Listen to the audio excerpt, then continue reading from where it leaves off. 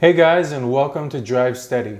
Today we're going to talk about the new Shelby GT500 engine news that was recently released and compare it to its rivals, the Hellcat and the ZL1.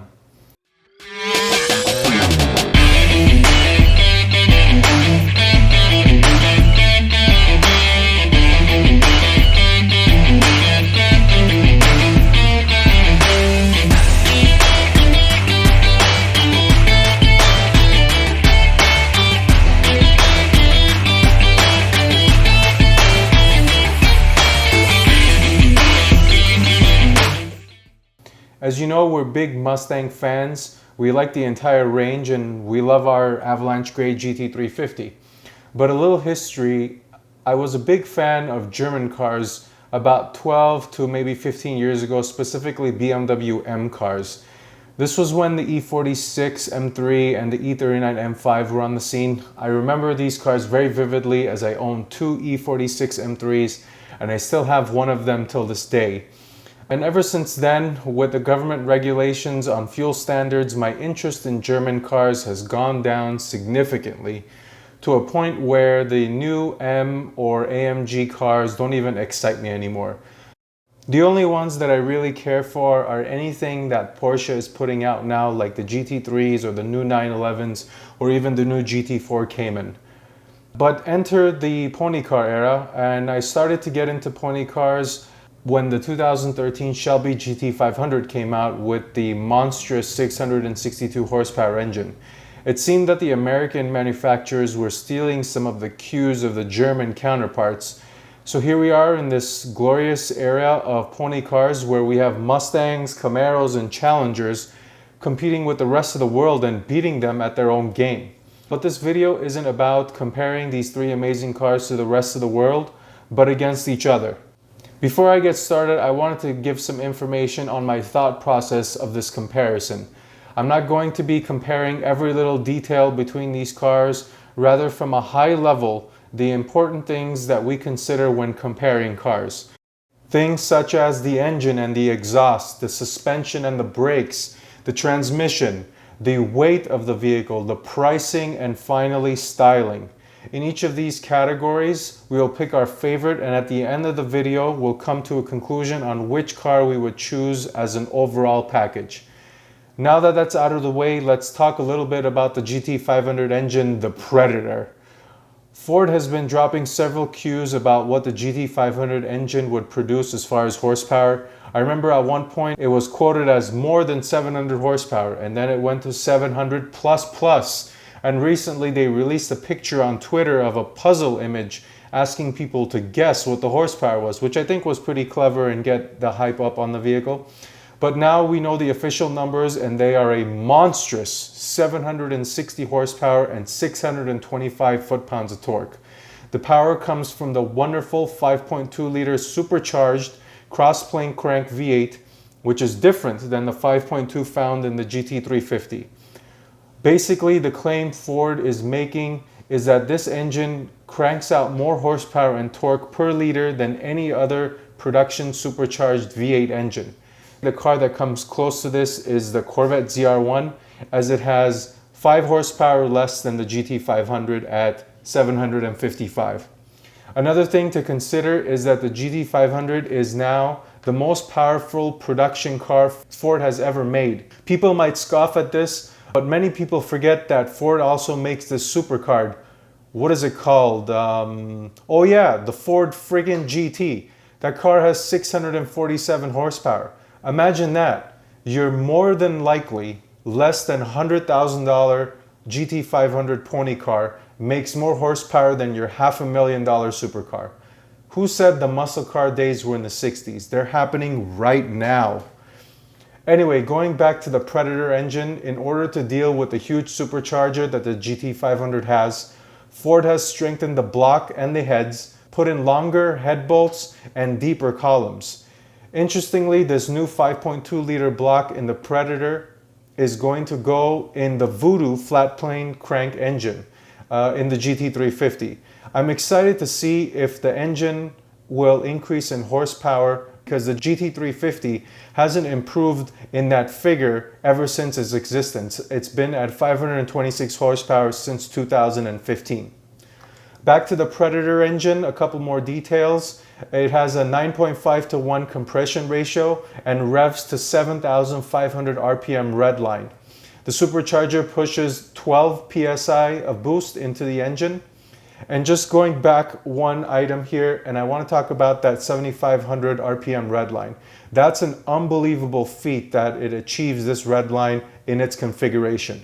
Typically for forced induction engines, or basically supercharged or turbocharged engines, the redline is considerably lower versus a naturally aspirated engine. However, when you consider that the naturally aspirated 5.2 liter in the GT350 has a redline of 8,250 RPM, and this Predator engine only spent 750 RPM less, that's truly a remarkable feat. Kudos to Ford, amazing job, double thumbs up. Now that we've talked about the Predator engine in a little bit of detail, let's get to the comparison. As I said, we're comparing the ZL1, the Hellcat, and the GT500. And first up is the Camaro ZL1. The displacement of that engine is a 6.2 liter. The horsepower is 650, torque is 650, redline is 6,400 RPM. And here's an exhaust clip of that engine.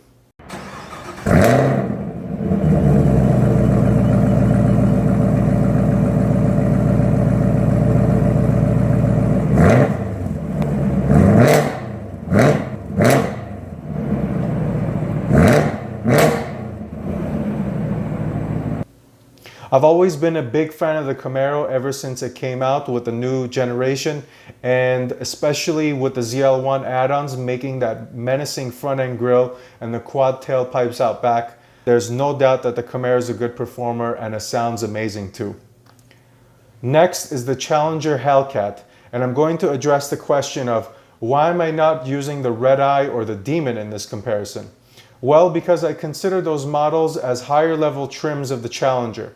For example, the Red Eye or the Demon is to the Hellcat as, for example, a GT500 KR or a GT350R are to the GT500 and GT350. They are the higher level trims. So until Ford makes a GT500 KR or a R, that's my story and I'm sticking to it. So the Hellcat engine. Its displacement is exactly the same as the ZL1 at 6.2 liters. The horsepower is 717, the torque is 656, and it redlines at 6,200 RPM. And here's a clip of its exhaust sound.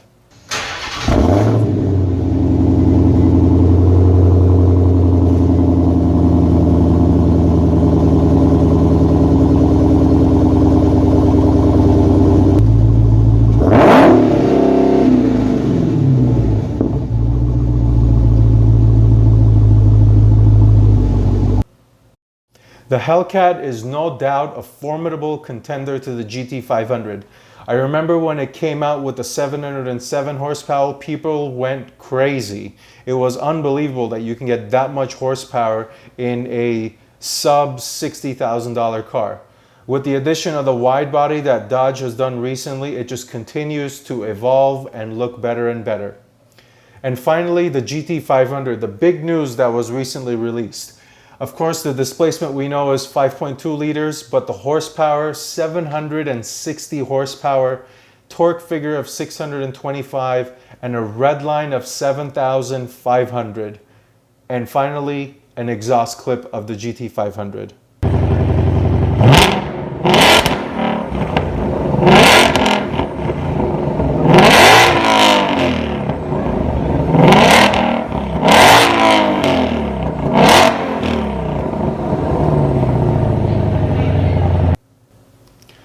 The Predator engine in the GT500 is no doubt a monster of an engine. The exhaust sound is incredible as well, and I'd be interested to see how audible the supercharger whine is going to be. Looking at this comparison between these engines, you can see that the Camaro and the Hellcat have the displacement tied up at 6.2 liters over the 5.2 in the GT500. However, the GT500 has the Hellcat beat by almost 50 horsepower and completely dwarfs the ZL1 by over 100 horsepower.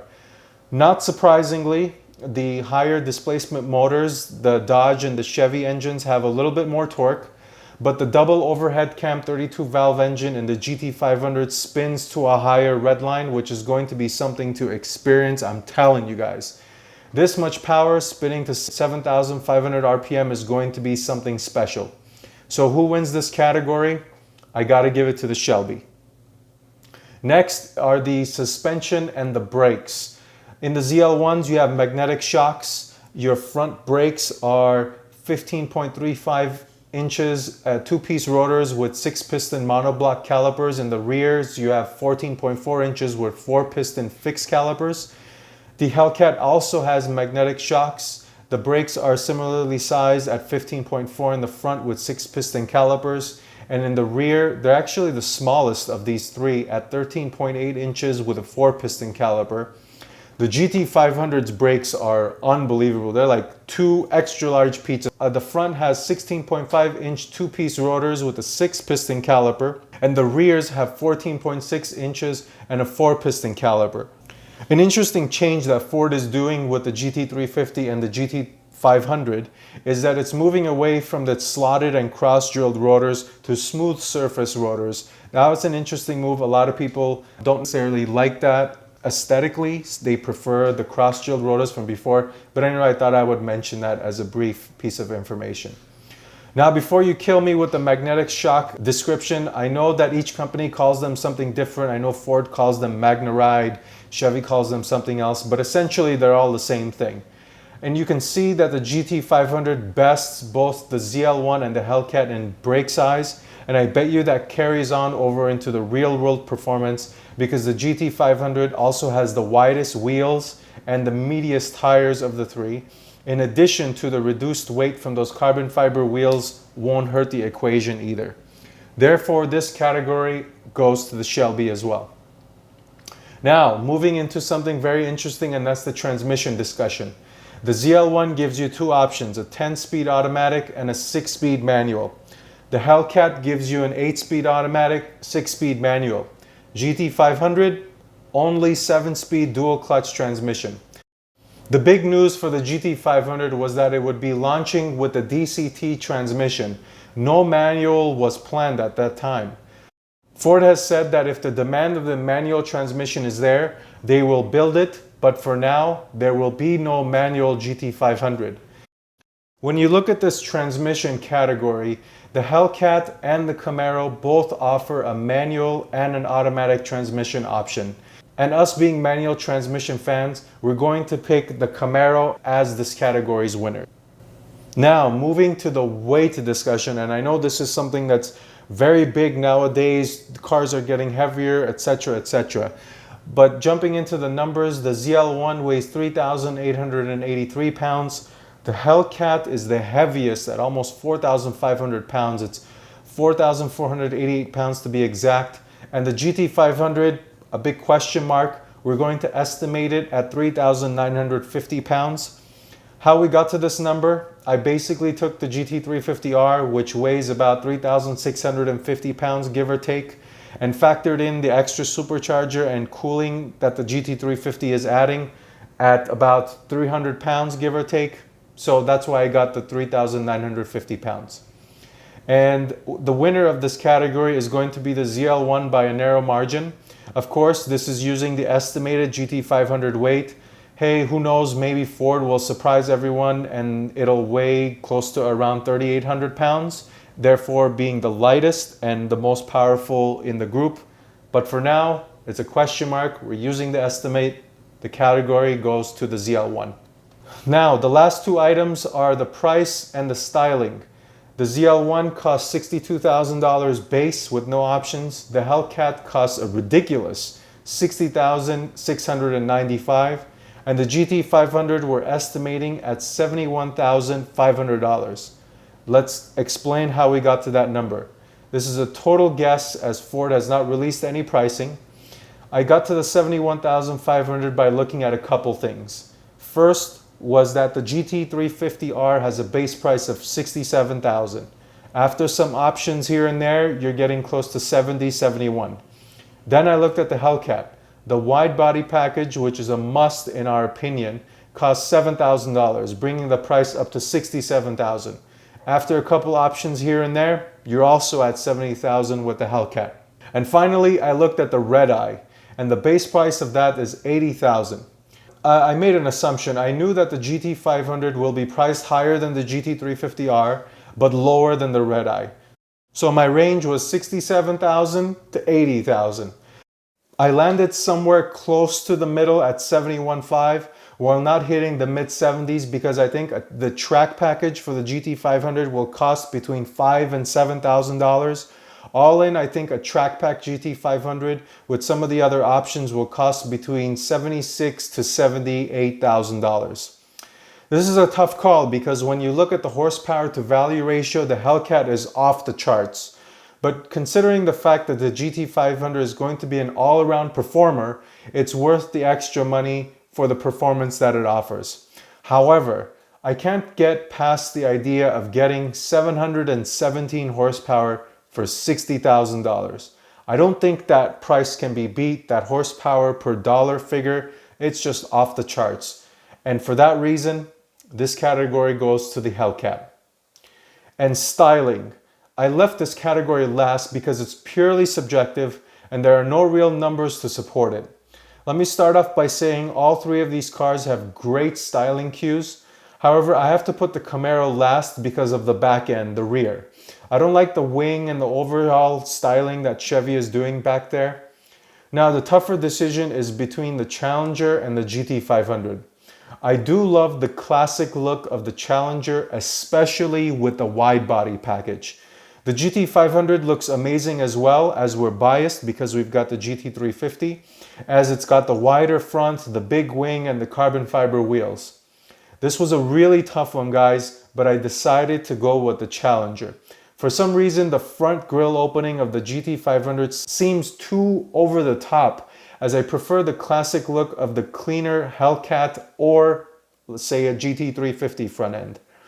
However, I will say that this is not a real fair opinion, as I haven't seen a GT500 in person. For right now, this is all I've got, and the winner in this category is the Challenger. So there you have it, the face-off of the pony cars. The engine and the exhaust go to the Shelby, the suspension and the brakes also go to the Shelby, the transmission goes to the ZL1, the weight goes to the ZL1, the price goes to the Hellcat, and the styling also goes to the Hellcat. I was totally surprised when I tallied up the categories to see that each car won 2 categories. When I was thinking about making this video, my thoughts were that the Shelby would take the cake, but evaluating each one on its own, each category that is, it seems like these cars are pretty evenly matched. I guess it just depends on what you're looking for, really. If you want cheap horsepower with cool looks, take the Challenger. If you want the performer, take the GT500. If you want more of a balanced car with a manual transmission, your choice is the ZL1. Since this can end in a tie, I'm going to ask myself a simple question. Which one would I pick? And that would be the GT500. Looking past the objective scores and evaluating it based off of my subjectivity, I would pick the GT500 9 times out of 10, and a second place would be the Hellcat. So there you have it, folks. I hope this video was helpful for those of you looking at these 3 cars. I encourage you to share your thoughts about the GT500 and these other amazing cars in the comments below, as we'll be looking forward to engaging in some discussions with everyone. And with that, we're at the end of this video. Thanks for watching. Until next time, drive steady.